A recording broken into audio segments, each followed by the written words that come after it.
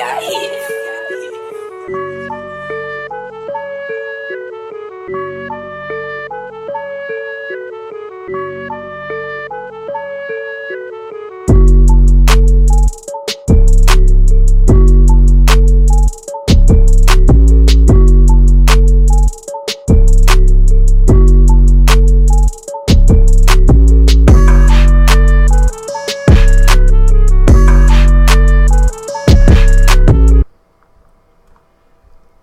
What's going on, basketball world? It's your boy, the Big Ticket.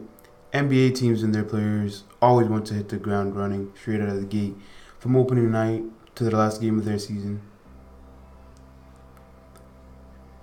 And for the most part, a majority of the NBA players and their teams do that. But with that being said, today we're going to be revisiting the greatest opening day performances. With the start of the season being right around the corner, it's only right that I present y'all 4 of the greatest opening night performances. Without further ado, let's get straight to it. Starting this list off, we got one of the most surprising performances with Michael Carter-Williams and his impressive 22 points, 11 assists, 7 rebounds, and 9 steals. The Philadelphia 76ers started their rebuild in the summer of 2012 and selected 6'7" point guard out of Syracuse.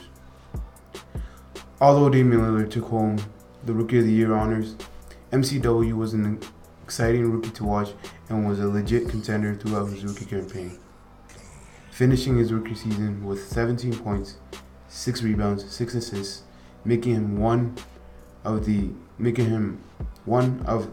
3 players in NBA history to record at least 16 points, 6 rebounds, and 6 assists in a rookie season.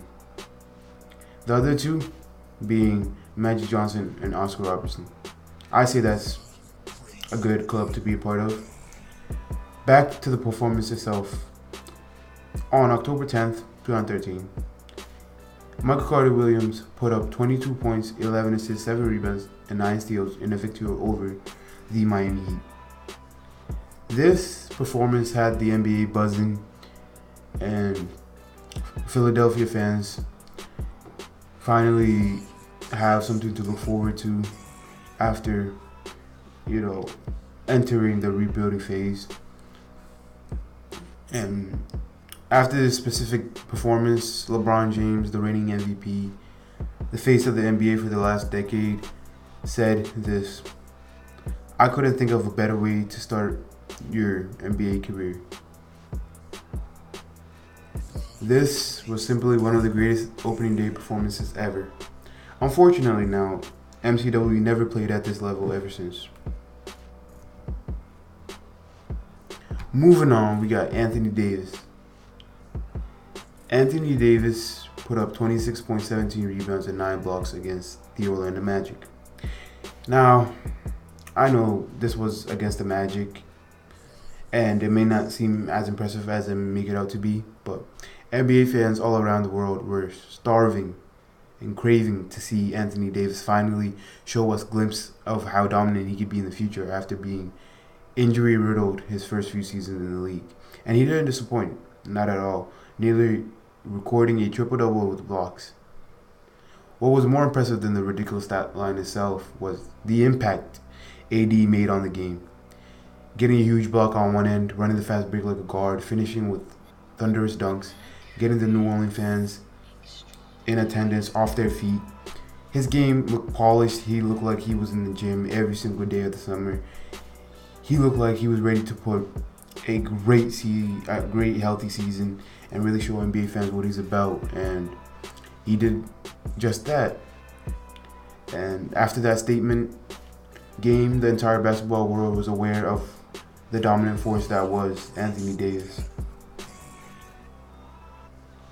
What's this list without the GOAT? The GOAT himself, Michael Jordan. Jordan had 2 50-point games that I could have selected from.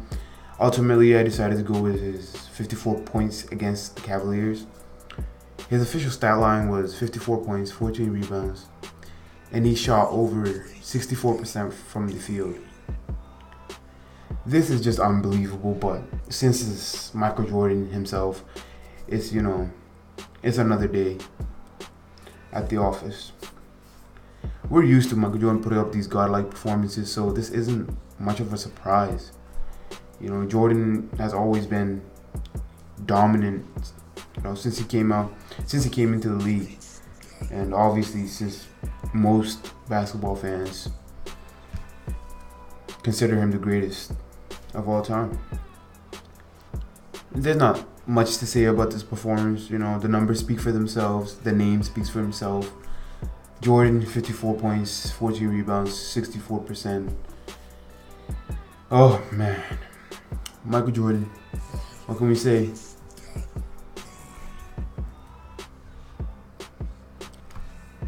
Ending this list with Kevin Garnett's opening day performance versus the Bucks in 2003-2004 season. He put up 25 points, 26 rebounds, 6 assists, and a 6-point win against Ray Allen in the Milwaukee Bucks. Now, Prime KG was a tough player to defend. Prime KG was one of the, if not the most overlooked NBA legend.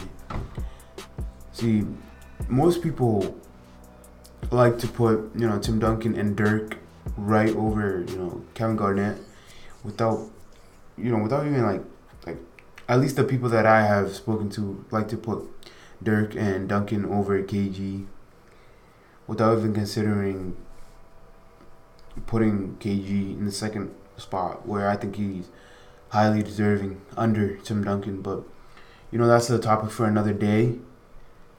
Back to Kevin Garnett. This man in his prime gives you about 22 points, 12 rebounds, 2 blocks, about a steal and a half, and 6 assists. And he was a great passing big man. He brought intensity and left his heart out on the floor. He was Draymond Green times 10. Draymond Green with a better mid-range, with more moves. He was an offensive threat, a defensive threat, and he was just a plus to any team that he can possibly go to. He was a big part of that Celtics 2008 championship run, with Pierce, Rondo, Ray Allen, and all them boys. He was a big part of that. He was really the heart and soul of that group.